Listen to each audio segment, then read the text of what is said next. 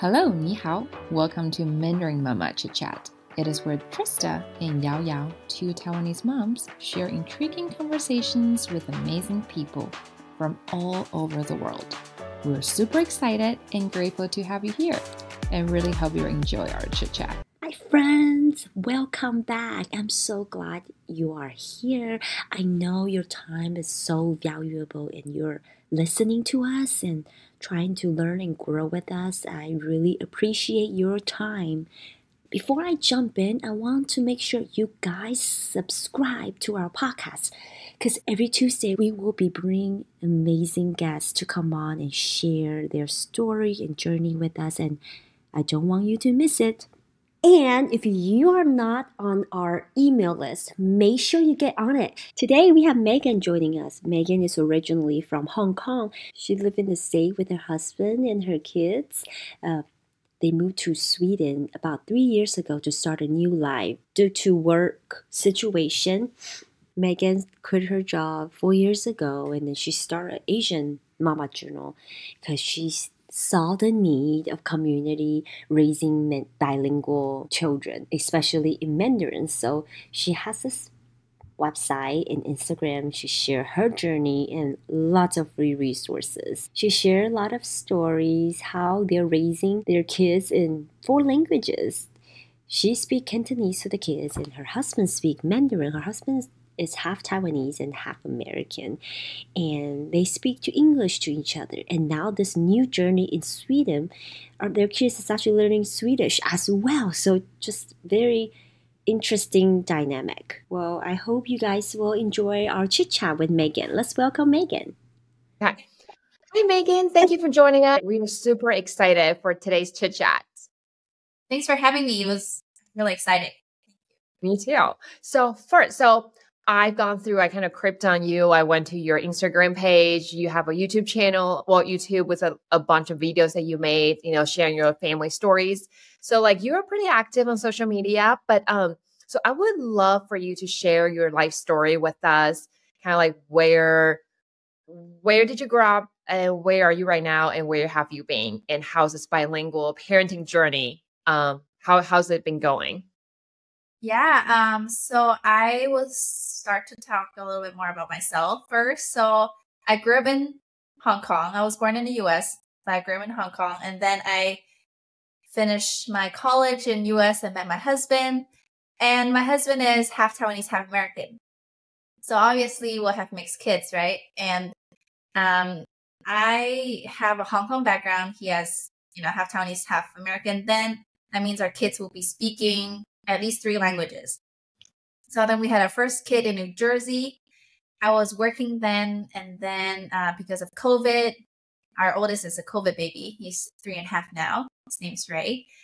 And I quit my job because of COVID, and for obvious reasons, because I don't want him to be in daycare during that time.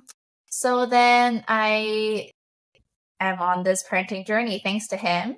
And, you start to think, okay, what do you want your kids to have? What's the heritage or what are some things you want to pass on to them? And me and my husband were okay, I think our culture roots is something we really want to share with our kids. We want to make sure they know where they're from, culturally. So then that's always been a big priority for us. Either language learning or cultural learning. It's the same for us because we think it's so intertwined. And then we moved to Sweden, out of all places. It was a big surprise. I really didn't expect that. And it was because of my husband's job. So then now we have another language added in, which is Swedish. So I would say our family dynamic is very interesting because we have more than 2 languages. So we have 4 languages in a family. And yeah, so that just a little background about us. And then now we have a second kid. His name is Mac, and he's 1.5 years. So we have 2 boys. And that's a little background about me. I have so many questions.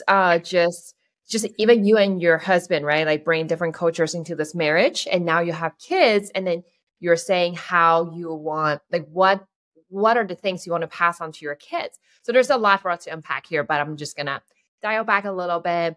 So a little bit about your husband. He's half Taiwanese, half American. But growing up, how, I don't say how rooted, but how fluent was his Mandarin? Because, sometimes ABCs, right? Like not necessarily have the roots or the language, the Mandarin foundation. Could you share with us a little bit about him? So he has a actually really good Chinese foundation because he lived in Taiwan for a few years when he was a kid.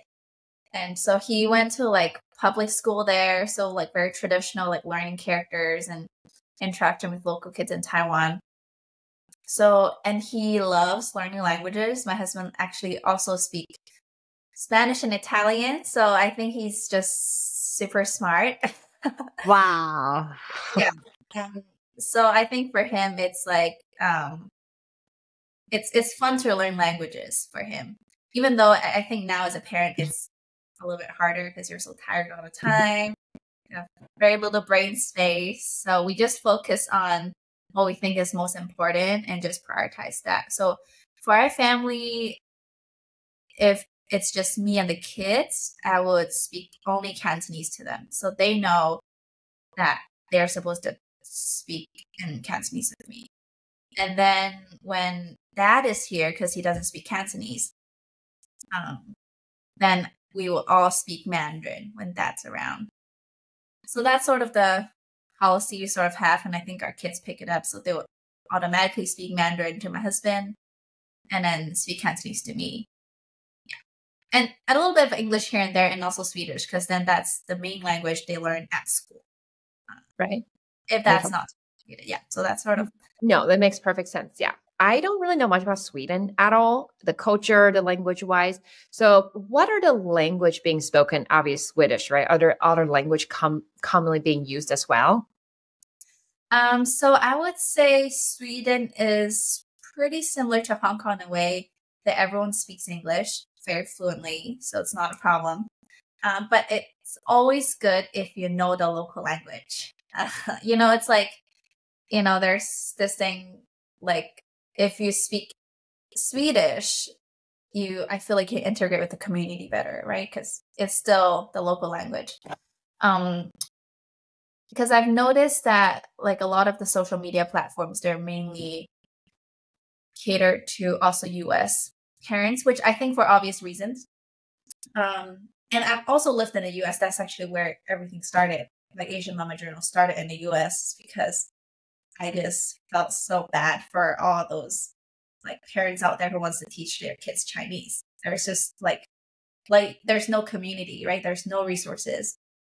But I think if you compare US to Sweden in a Nordic country, I think it's even harder to do that.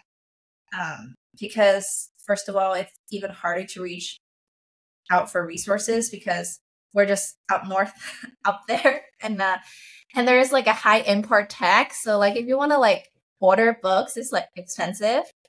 So I think that's also one. And, in the US, I think there's Chinatown, there's a lot more Chinese food. I would say the celebration is bigger compared to Europe.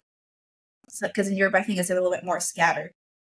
So then that's sort of my personal experience with comparing US and Europe. So when we moved to Europe, even though we're both very busy, we're like, okay, like we're all very busy, but this is still important to me. And even more important when I moved to Europe, because then I figured, in Sweden, it's actually even harder to have that community.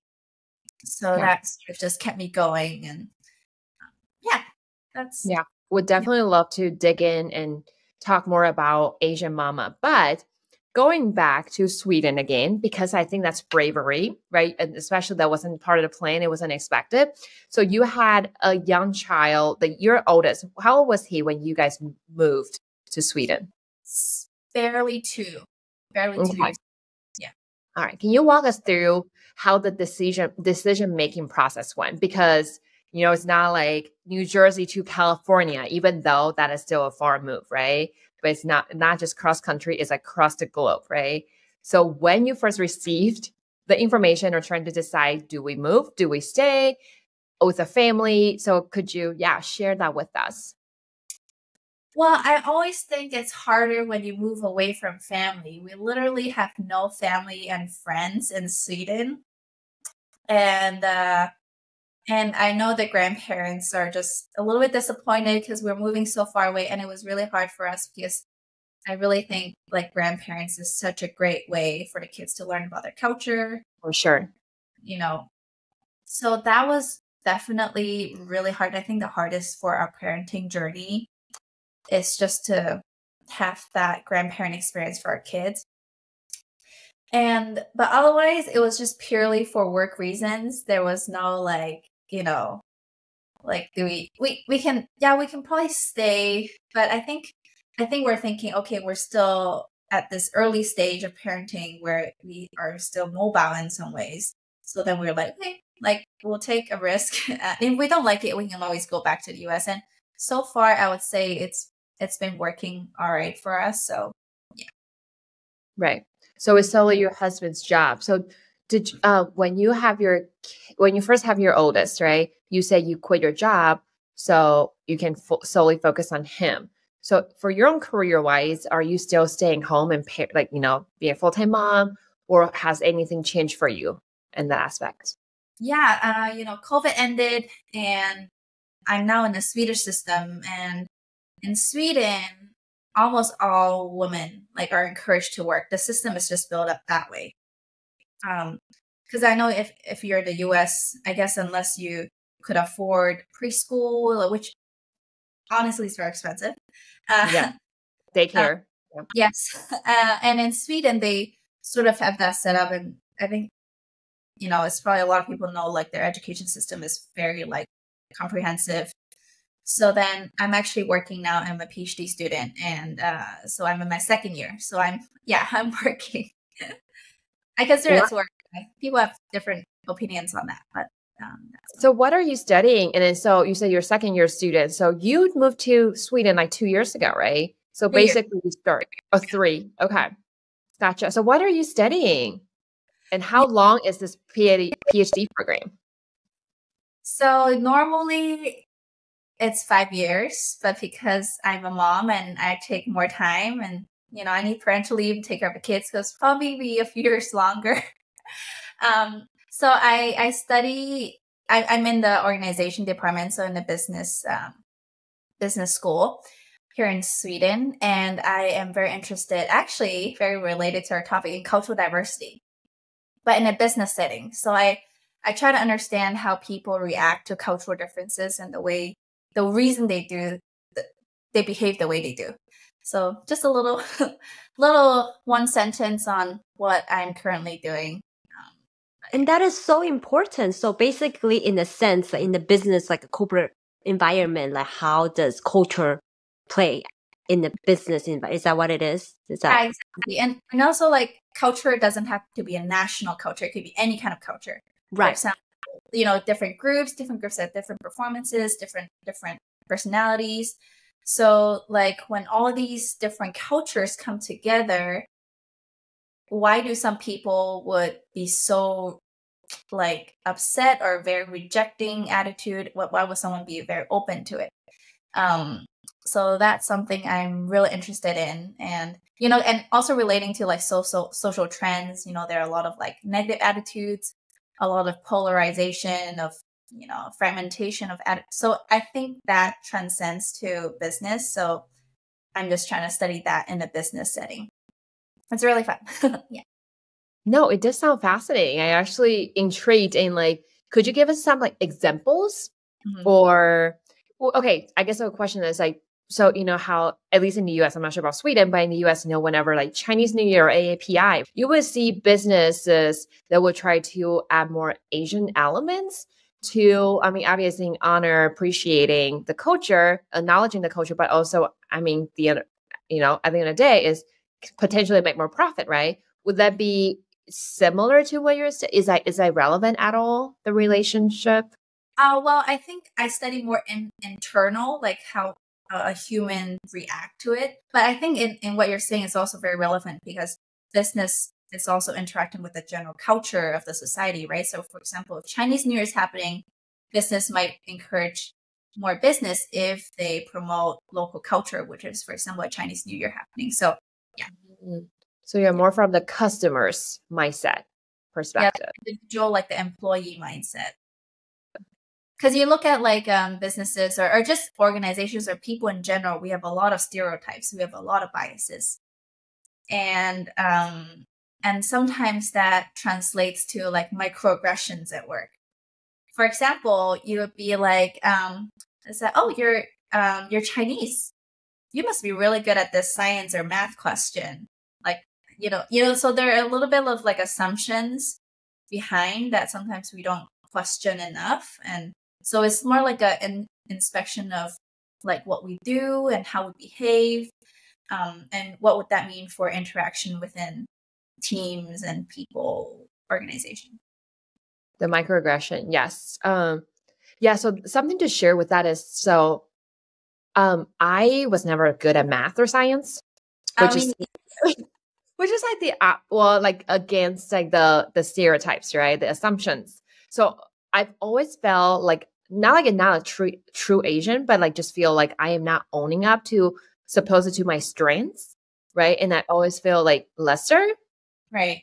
And so like I always kind of wonder, so like that, people like, for people who are not Asians, right? It was like, oh, that's a positive assumption and stereotype, right? Because it means you're smart, right? What's wrong with that?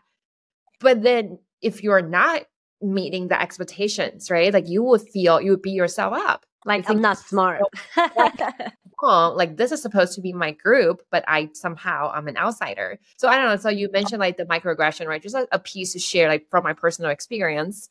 But yeah, I am embarrassed to admit to like, I don't like math and science. It's like, I'm so embarrassed because I'm supposed to be really good at math or science. So I think y'all three can be the outsider group. We can hang out together. Yes. Yes. But I know before we started recording, you were doing some data stuff. So that's numbers. So you're a numbers girl. I try to fail a lot so that I learn my lesson. But yeah, I think it's very related because, for example, sometimes you might get the reason, like the question, like, hey, where are you from? It's like, but where are you really from? The perpetual foreigner. I think there's a term for it.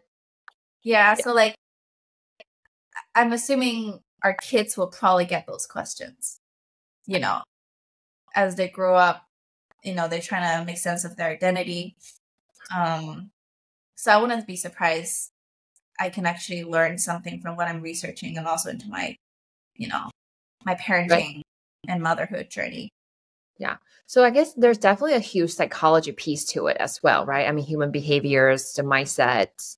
That's a really cool, interesting. Whenever I hear people are doing like graduate degrees, PhD, or the research, like I was like, what are you studying? What are you researching? Because like I love learning because there are a lot of topics that are really unique and fascinating, but I just never even thought about it or didn't really dig in or learn. So yeah.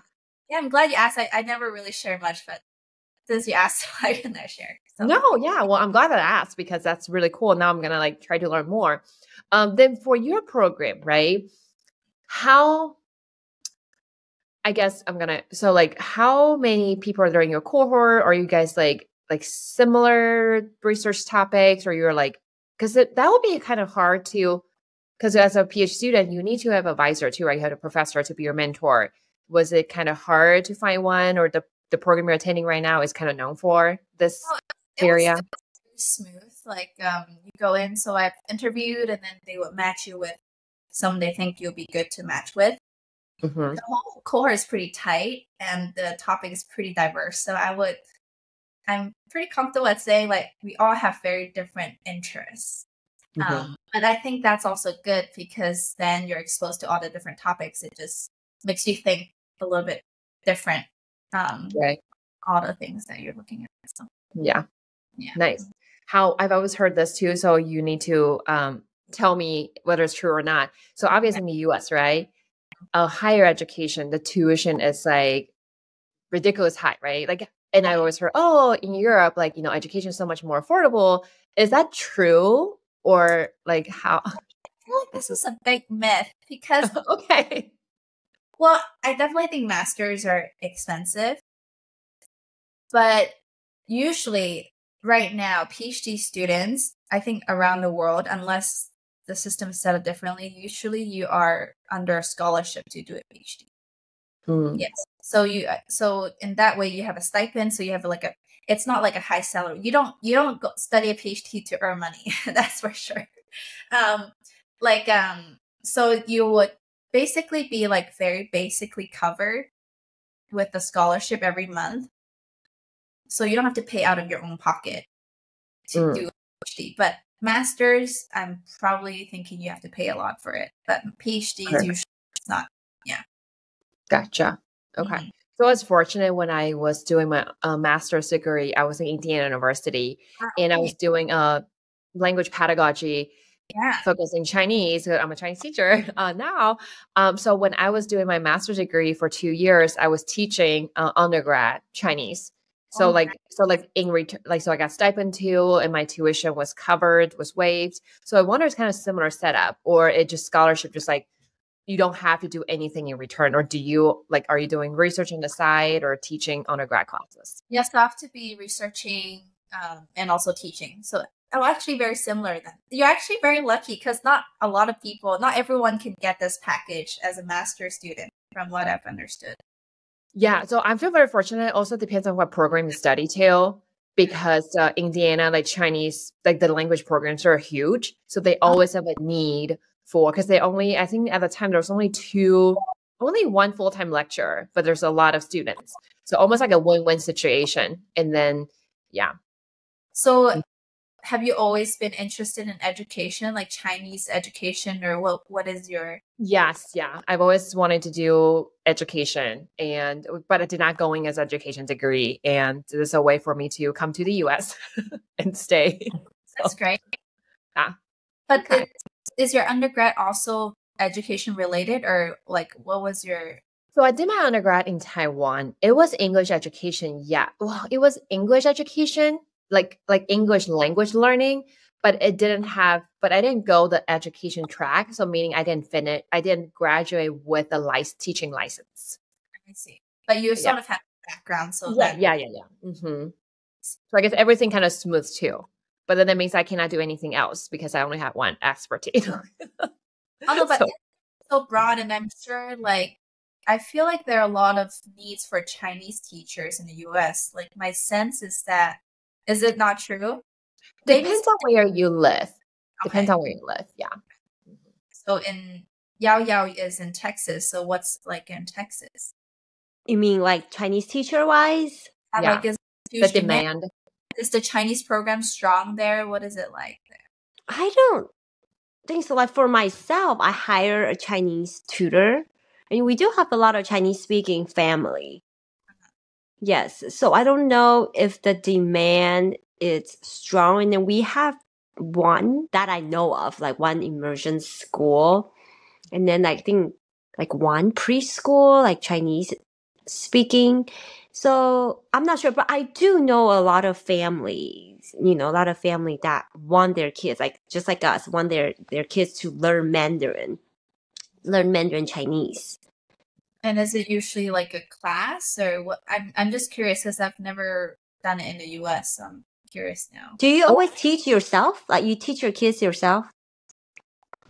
Yeah, you can say that. I usually do language teaching, just by speaking the language. I have some flashcards and books, and so I know there are weekend schools. At least in Sweden, it's there's a weekend school for kids when you're 2 or 3 years yeah, old. we have Chinese school too, on the weekends. Yeah.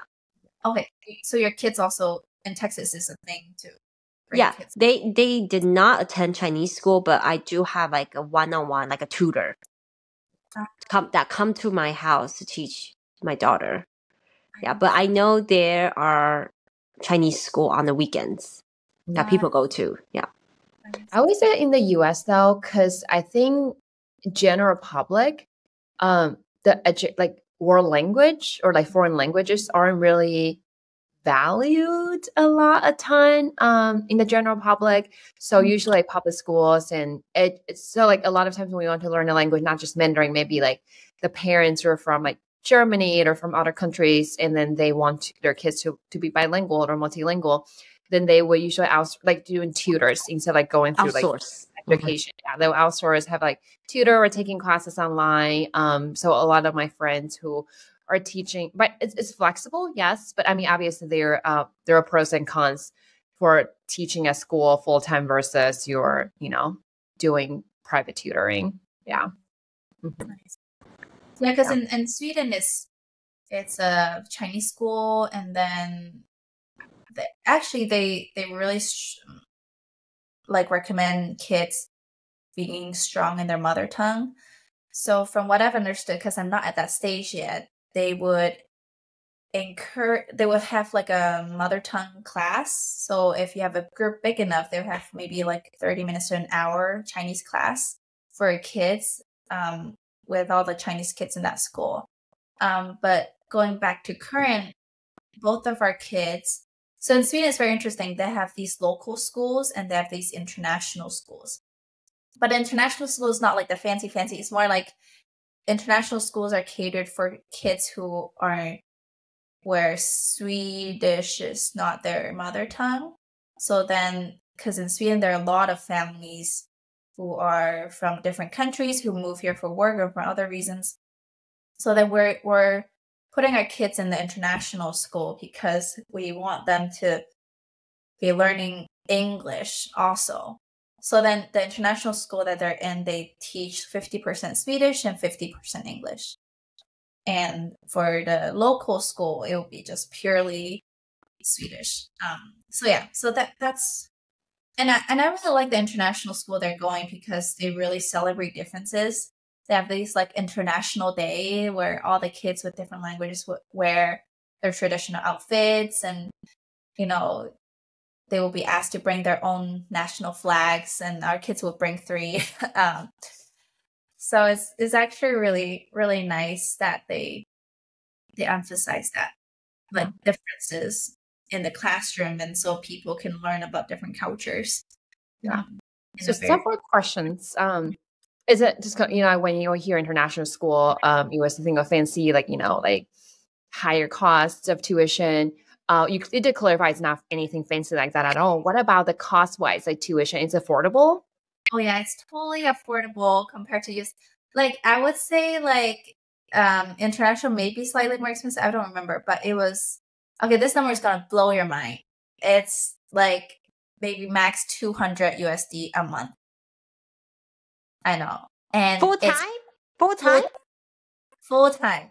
I know. Please don't hate me for that, but it's full time. It's like 9. We drop them up with like 8:30 till 9, and we pick them up at like what 4:45 or 5. Now, Meagan, how is the cost of living over there? I'm curious because I'm like really not familiar with. It's expensive. Oh, it's expensive. It's expensive.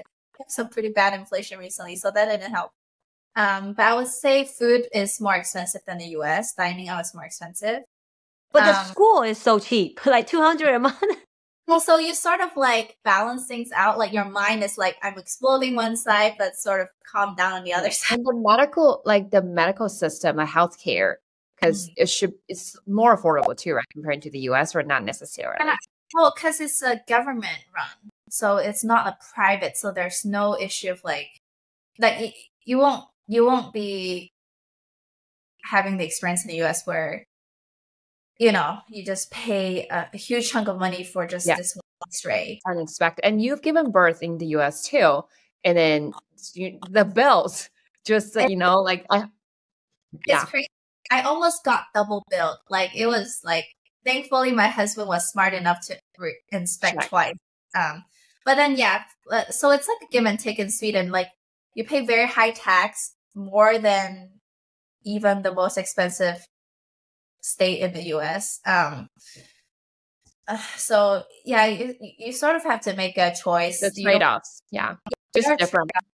Yeah, like it's like the income here is not as high. In the US you earn this, and then taxes like this. So like income tax, benefits, it's sort of a package. Would you say it would maybe harder to save because in Sweden, because income is like the salary rate scale is lower and also taxes are high, but in general, everyday living, it's okay because all the benefits from the tax money. I would say I actually just realized something recently. It's like people here actually don't need to save, or they don't really save. Like there's no saving because everything is covered. So the mindset is totally different. And it's really hard to save. Right. Yeah, based on what you said, right? But what about retirement? Because I know like we're so far away, but I mean like, like I started getting to like retirement plans and things like that. It's like people cannot retire in the US if you don't save because because the government benefits is like not sufficient, right? So what about that? But I don't know if you like explored because you're so young. Well, yeah, I guess like I'm not at that stage yet, but I guess if we live in Sweden until we are old, then I think we're pretty much covered. But but I'm not there yet, so I don't dare saying anything about the system. Yes. So I want to know, you've been there for almost 3 years, right? Mhm. How is it like living there compared to US? Are you like the cultural differences, culture shock? Do you love it there? Like the food, the people, what is it like? Yeah, well, I have a lot to share. Let me start with when I got here. It was a dream, like, Europe country, Nordic. It was so beautiful. It's a very beautiful place, like perfect air, perfect water. You can really like feel the difference. Yeah, when you say Sweden, that's in my head. It's like, whoa, beautiful view, and just the air is just better. Beautiful. And I can't help when we got here to feel a bit of cultural shock after I think a few months in, because the weather's different. Everyone talks about the weather here. They always complain about the weather.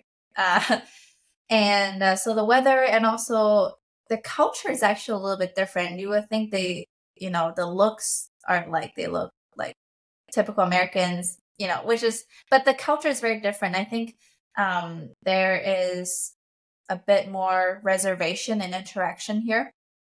And before I came here, actually, some of my friends warned me, be like, hey, like, don't expect to make friends easily in Sweden. Yeah.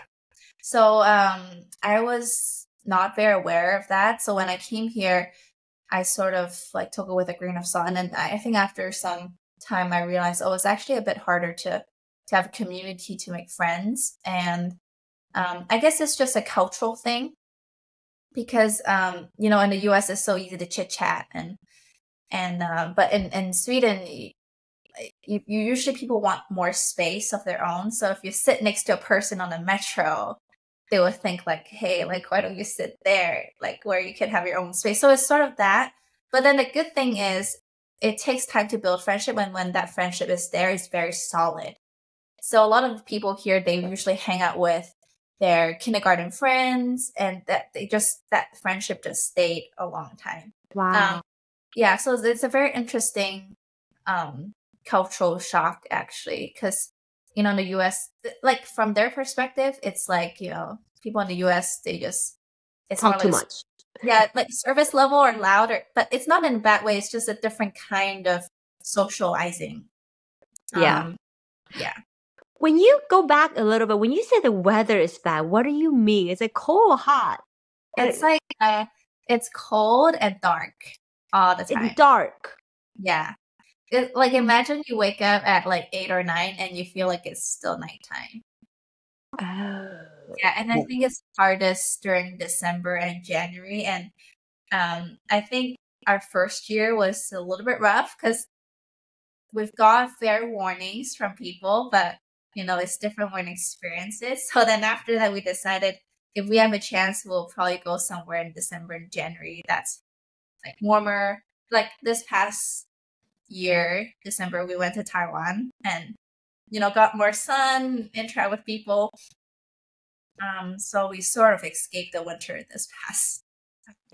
So in the winter times, long nights, but the trade-off in the summer is long daylight, right? Or not necessarily. Yeah, and it might not get dark until 10 p.m. Yeah, because it's so up north. Yeah. Yeah, so depending on if you're a good sleeper, if you can't true, then it'll be a torture. Yeah, it would. I feel it would mess. I don't know how, if I were to be that, how long it would take me to get adjusted to it.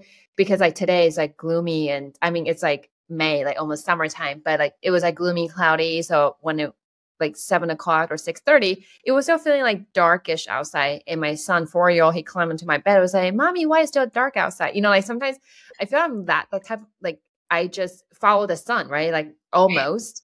And Yeah. then so it would, I feel it would mess with me. I think, yeah, especially like you are 9 o'clock, 10 o'clock in the morning, and it feels like it's like dark outside. Yeah. I think the people part will mess us up too, because we like to talk so much, like we're extrovert and like can't really chit chat. People think like you're weird, like you're just too much talking.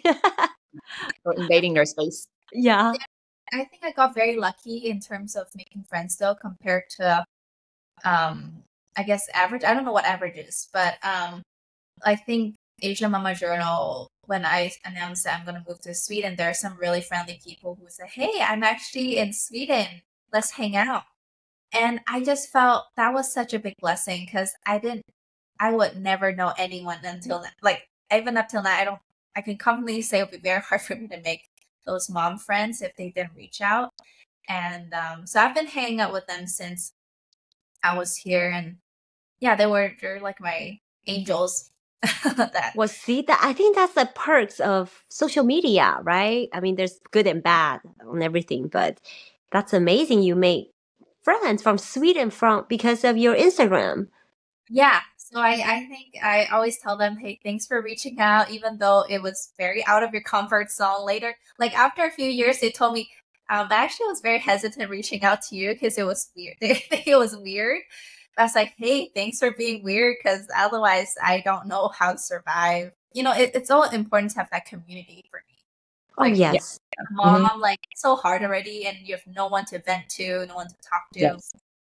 It's or just go out for mom's night, you know, and Oh, yes. yeah. Mhm. So Yeah, I mean, we all need, and I can't imagine for you, you know, from US and moving to Sweden, such a different country, and because of their culture, you know, just more reserved and hard to make friends. I mean, I think I would cry every night if I have no friends. What am I gonna do? I know nobody. And raising a 2 young children, and you're doing PhD, other stuff too. I mean, life comes with stress, right? We need friends. And sometimes when your friends are far away, maybe in the US or Hong Kong, it's just different when you have that real human interaction. Like, hey, let's go out, let's go to the park, let's have a play day, let's go happy hour or a coffee day or something, right? Or when they share life experiences too. I think that having friends in Sweden versus maybe your close friends in the US, some of the things we share, they might not be able to necessarily relate. Right. Yeah. So this is a great point for us to shift to the Asian Mama Journal. Yay! Walk us through. You kind of share how it started already, but like, yeah, what have you been up to, and what's on there? So I started during my first kid was born. It was very funny because when I first started, it was more like journaling my motherhood. And, you know, I know people say how forgetful you are when you're a mom with a newborn. So I'm like, oh, let me like, you know, record him every day, his growth. And then as I started this motherhood journey, I realized that there's very little Chinese resources for me to use and to teach my kid. I really want to teach him young and early. So then I quit my job after a few months of taking my maternity leave, because it was not possible for me to continue taking care of a kid and working. So when I started being a bit more entrepreneurial, I started making flashcards. I started at NC store, you know, selling those cards and making worksheets. And I also share them free on my website, even up till now, because I just start to relate how difficult it is to parent kids in Chinese, specifically. Another reason is also to help my husband learn a bit of Cantonese, so then he can also relate to our conversations and stuff. So that's how Asian Mama Journal evolved the first year. And ever since then, I start to reach out to people, learn about what they do. And it's a great platform to interact and share ideas. And also, I also share, what I think was helpful for me or resources that I think has been helpful, and also the free resources that I make. So yeah, that's how it started, and it's still going. Yeah. So what was your job? What was your background? So I have an HR background. You have a what background? Sorry. Resources. Oh, human resources. Oh, HR. Okay, got it. Yeah, I actually, before human resources, I also have an education background. So I have education and human resources. Okay, because you mentioned about flashcards and all that. I mean, obviously, that's like very directly related, right? Learning language and all that. But I wasn't sure if you maybe were a teacher or something relating to education. Yeah. I actually started in the education program in Hong Kong. Yeah, and the target is for like middle school, high school kids. It's on liberal studies. So basically there's a subject in Hong Kong that says like about critical thinking. And so then I was aspiring to be a teacher at that time. And I transferred to the US to complete my studies. And I'm still in love with like teaching and classes. I love the interaction. Like I love it when I have a light bulb moment and the students have a light bulb moment. It's like, yeah. I think we're all mothers, so we're all teachers. So when you see those people, like their eyes just lit up in a different way, you'll be like, okay, something connected. And then you're like, okay, this is worth it. It's so much work, but it's so worth it. So I think, like putting it to like raising kids, and it's like you're training them, and also that's related to HR, like raising our future talents, right? It's really like you're really that connection. So I think it could be very like pressurizing in some ways because there's no one else to really teach him outside of and within a family, because especially our parents are not here with us. They're dependent on you for that skill. So yeah, that's sort of where I'm coming from. So what is your goal for Asian Mama Journals? I think for me it's just a good platform for people to see how I've reflected on my journey, and hopefully they can learn something from my failures and mistakes and also success. It's not a platform to show, like everything is perfect. But it's more like, this is what I've learned. This is my motherhood, and which is closely connected with the language learning journey. And this is what I think it helped me. And we move on together as a community. So I think it's very easy to get discouraged in this journey, and oftentimes lonely too. For example, if you're in a mixed race marriage, you're probably feeling like I'm the only one to pass on this heritage in some ways, like Chinese learning, for example. Yeah, Trista's like that. She's her husband. Yes, Trista, and I think it's good for people to understand that journey that every one of us uniquely go through, because I'm sure Trista has something different from Yao Yao that would offer some perspective for people who have a similar situation as Trista, right? So I think it's just building that awareness and helping people know that it's not you on your own. You're not alone. Yeah, like you're not alone. And, if you need someone to talk with or some resources, you can use it. So that's where my intentions are. I just felt bad for the moms who is like struggling, which I was, and I'm still struggling in many ways, but I think I would give what I have, and hopefully that would encourage more conversations. Yeah. Thank you for being so real and transparent. It's hard. And then the basically the birth of the existence of Asian Mama Journal is you being generous and kind, right? And then it delivers a comfort to other people who are who are on the same boat or similar situation. So now I want to hear, can you share with us some of the stories? Because like your kids have, there's a lot of cultures and languages intertwined, in your household. So like share with us some, like just like your kids, like maybe some like interesting stories, like you're seeing them interacting with maybe other kids that also speak Mandarin at home, or other like Swedish kids, and do they like code switch? Especially, I guess 3 and 5 he's still young though, so maybe not a lot of language just yet, but just or even like the trip back to Taiwan. So Yeah, and I also curious, what is their strongest with so many language? Which one is their strongest? Like they feel the easiest, I guess. more comfortable. Yeah.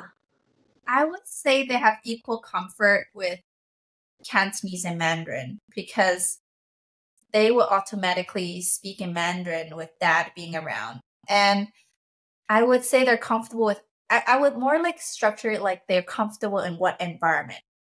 So at home, they would do Cantonese and Mandarin because that's what we do. But at school, they're forced to use English and Swedish. But I think for like code switching, they definitely do that at home.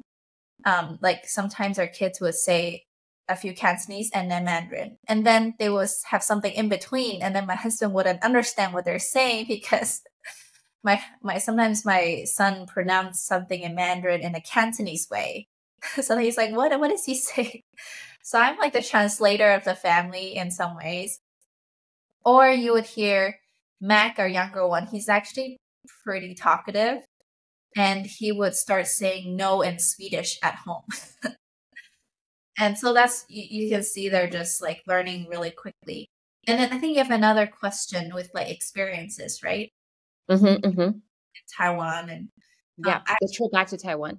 yeah, we loved it. We really want to do more of it. And I'm probably sure when you see your kids in Taiwan, they're like, wow, they speak Mandarin, right? And then they just speak more Mandarin. And it's great, you know, like their language skill. We were there for a month, almost a month, I think. And you just see their language skills like blossom. And it's so amazing. Like, for example, the Taiwan, like the trash car is that a trash truck? Yeah, garbage truck, but yeah. And then we bought a book from Taiwan that plays the music that's played from the garbage. And it was Love so, it. and he would say, "Oh, this is from Taiwan. This is the music that's played from that truck." And we would like, dump garbage with him to get into the truck, and it was just like a cultural experience that I think is really important for kids. And like if there's any way you could, and honestly, actually, if you go at the right time, it would not be too expensive. Like for example, if you do earlier planning, sometimes the tickets with Herb's friends came like a 400 USD round trip. Wow. From Sweden? From US. Oh. And like if you live with your family in Taiwan, then then it's a lot more affordable. So we try to bring them to Hong Kong and Taiwan as much as we can, if we can afford it, because it's just a very different environment. Right. So your kids obviously are immersing all these languages they're learning, right? As they go, as it goes. But what about you and your husband? I know you mentioned English is very commonly spoken. You can get plays with English, but do you feel there's a need for you to learn Swedish, or that's really not part of the picture? I've been wanting to learn Swedish. I took a Swedish class at school, and it was just purely because I don't have enough time and brain space for learning a language hard. Yes. Yeah, it's hard. So I think right now we get by like very basic things. Okay. But English is fine, right? Like not knowing Swedish at all, living there for 3 years, it's being like minimum issues. Yeah, it's not a problem. Like people can speak very fluent English here. That's also fascinating. Yeah. That they're bilingual. Everybody's bilingual. Everyone is pretty bilingual. They would prefer speaking Swedish, obviously, but they have very fluent English, so they have no reason to be uncomfortable. Yeah. I had a question from earlier when you mentioned the Swedish schools and international schools. So can a Swedish kid choose to go to an international school? Like, is it like, and for example, down the road, you feel like your kids are more comfortable with still Swedish, is it an option for you to send them to Swedish schools? Oh yeah, it's definitely an option. Okay. And also it depends on the school. Like for example, every school has different like requirements. Gotcha. So maybe some schools are more lenient and you don't need an international background to go into international school. So it really depends on the funding, the school itself, the recruitment policy. So I would say it's very situational. Got it. I just love the fact they have international school system for people who are new to the country and really celebrating and recognizing the differences, that the diversity. Yeah. Yeah, I really appreciate that actually. It's been really good. And sometimes to complement, like because sometimes I feel like they might miss out on some cultural events. For example, Chinese New Year, they don't really celebrate here much. Then I will usually complement it with some cultural activities that would set them up with. Just so they remember what Chinese New Year is, or like or even we celebrate American festivals like July 4th. We also have a barbecue, and just so they learn from experiences, then they have a memory of it. So in your city, which I know I don't know where that is, but how diverse would you say it is? And then, or like majority Swedish people? I would say, because I live in Stockholm, so that's the capital of Sweden. So I would say pretty diverse. If diversity wise is probably the most diverse, I would assume. I didn't know the actual numbers, but I would say it's also very scattered. Like the communities are very scattered.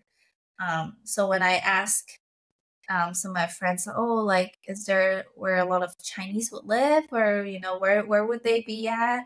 It's all very scattered. So yeah, I would love to have a Chinatown here, but they don't have it. So usually I like to have Chinese New Year gatherings that would just bring people together, but otherwise it's pretty difficult to reach out to like a specific community. At least for me, that's my experience. Yeah. So even residential areas and things like that is pretty spread out, right? Would you say that? It's a pretty, at least community-wise, pretty scattered. Yeah. Because it's the capital, right, of Sweden. Yeah. Okay. So almost I'm trying to think of DC and New York, but the density definitely is like not comparable. Yeah. Well, there are a lot of apartments here. But I think it's like a physical location does not really determine the community. True. How active the community is, right? Yeah. So that's true. There might be a lot of Chinese in the area, but are they gathered together? Did they have a community? Yeah, true. Together, then I think that's probably another story to tell. Yeah. I guess like you mentioned, you shared earlier, it's about just the overall culture, society culture, right? It's like more reserved, more like keep it to themselves. Not necessarily they're like not friendly, but that's just like how they are, right? They just I also think the weather doesn't help too, right? Because it's always cold, so it's harder to get out. Yeah, I mean, I'm a homebody. I love being at home, so and especially when it's cold, I don't want to go anywhere. No, same. Yeah, so I also think it has a lot to do with that. Like, there are a lot of contexts that people might not be aware of that mix up this phenomenon. Yeah. Yeah. Well, thank you so much for joining us today. It's been so fun to learn about what you're studying your PhD program, moving away from family and friends and starting, having small children. The whole journey is fascinating. And thank you so much for joining us today. But at the end, I know we're going to link in a show note, but can you share with us where we can find you? I know you kind of mentioned already, but just sum up for us here. Oh, yeah. You can find me on my Instagram. It's at Asian Mama Journal. And if you click into my bio, you'll also see a website that I've built for any parents who would like to have more Chinese resources. So you just click onto the resources tab and you'll get the information that you would like for your kids. You are so generous sharing all your resources to the parents out there. Well, it's fun. So I think that's what makes the community stronger, right? Is willing to share and be open about it. And I think that's why you're also doing a good job connecting those people. And I think that's a really important thing, to do. So thank you for hosting this podcast. Yeah, thank you. And we keep each other going, right? And just talking to you and each other moms, and we really know we are not alone in this. Yeah. And keep each other accountable, keep each other going, motivated. Yes. I think that's a really good initiative that you guys did. So thank you. Thank you. So nice talking to you. You have a good day. Talk soon. Okay. Talk. Bye. Thank you so much for listening. Make sure you subscribe to our podcast so you'll get notification when we have a new episode. And make sure you subscribe to our newsletter. You can go to our show note to find the link. And if you love this episode, make sure you share with a friend and bring them to our community. And if you enjoy our podcast, please make sure you leave a review. Your review will mean so much to us. It will really help me and Trista keep going. All right, see you guys next week. Bye-bye.